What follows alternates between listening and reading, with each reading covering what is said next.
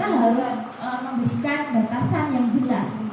Kapan, kemudian berapa lama boleh menggunakan gadget, kemudian apa saja yang boleh dibuka dan yang tidak boleh dibuka. Dan itu harus konsisten. Jangan sampai sekarang nggak boleh, besok boleh, besoknya lagi boleh, terus nggak boleh. Nah, kalau tidak konsisten, ini adalah celah anak untuk melanggar aturan kita. Tapi kalau kita enggak secara konsisten, dia akan belajar. Oh, nggak boleh. Tapi kalau misalnya kita enggak konsisten, itu akan menjadi celah. Nah, jadwal-jadwal penggunaan gadget ini juga harus disepakati antara anak dan orang tua. Misalnya kalau negosiasinya alot ya Bunda ya, kayak misalnya di hari-hari biasa. Di hari-hari biasa tuh berapa jam Bunda biasanya anaknya main HP? 8 jam. 2 jam. 10 menit. 1 jam, 2 jam gitu ya. Bunda mau turunkan lagi menjadi misalnya jangan langsung 10 menit ya Bunda. Misalnya 30 menit gitu. Kita kasih alasannya. Kenapa kok harus diturunkan jadi 30 menit? Oh, ternyata sekarang kakak kan sudah semakin besar. Ada aktivitas lain yang harus kakak lakukan. Kayak misalnya harus belajar. Kalau misalnya main HP-nya terlalu lama, nanti waktu untuk belajarnya bisa berkurang gitu. Dan itu pasti yang pertama, yang kalau awal-awal pasti dia akan tantrum ya Bunda ya. Jadi jangan takut kalau anak itu tantrum ya. Dia takut ya anak saya itu nanti nangis. Nggak apa-apa, itu adalah proses. Nggak mungkin langsung, ya saya akan mengikuti perintah Bunda. Nggak bisa. Dia akan tantrum dulu gitu. Kalau misal kita takut anak kita tantrum, malah justru itu akan dijadikan alat buat anak. Bahwa, oh kalau aku nangis itu keinginanku terpenuhi. Jadi hati-hati ya Bunda ya. Kemudian kita harus juga meningkatkan pengawasan pada konten-konten yang dibuka oleh anak. Apakah itu sudah benar-benar untuk anak atau ada unsur-unsur yang itu nggak boleh diakses oleh anak. Biasanya kalau YouTube itu kan ada YouTube Kids ya. Nah, kita bisa atur di situ.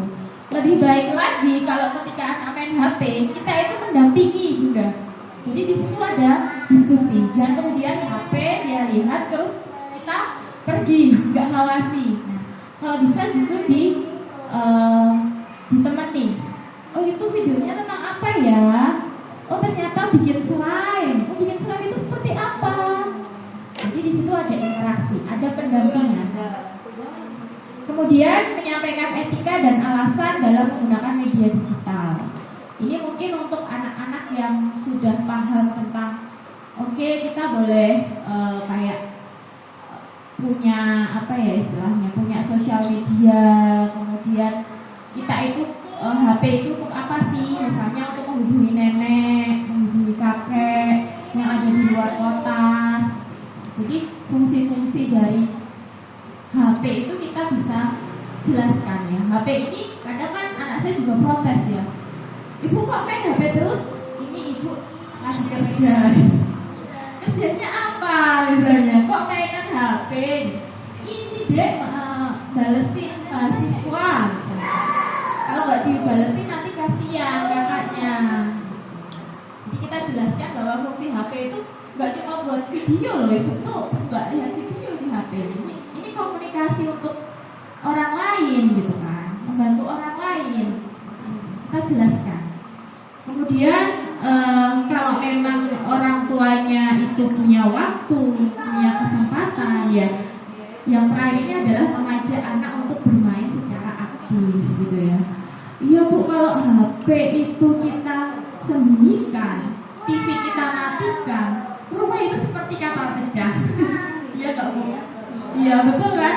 Nah itu nggak apa-apa, itu tandanya adalah anak kita anak yang sehat, anak kita anak yang aktif gitu. Tapi kalau rumahnya itu nggak berantakan, rapi, itu ada dua kemungkinan.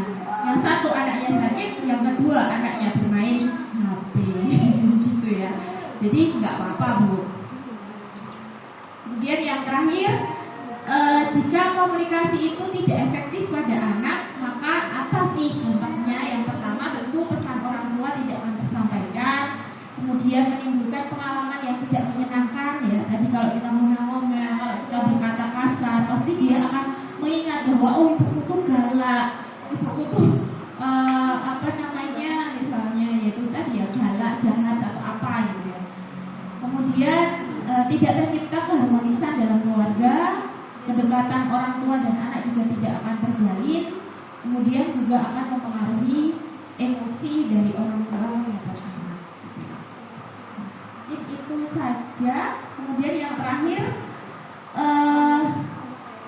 ini mungkin quote ya. Komunikasi antara orang tua dan anak yang tidak efektif atau negatif bisa membuat anak percaya bahwa mereka tidak penting, tidak terdengar atau salah paham. Mereka akan memandang orang tua sebagai orang yang tidak bisa membantu dan tidak dapat dipercaya. Oleh sebab itu, mari bunda-bunda setelah ini kita bisa bertumbuh bersama untuk mendampingi anak-anak kita menjadi ibu yang lebih baik. Mungkin itu saja yang bisa saya sampaikan.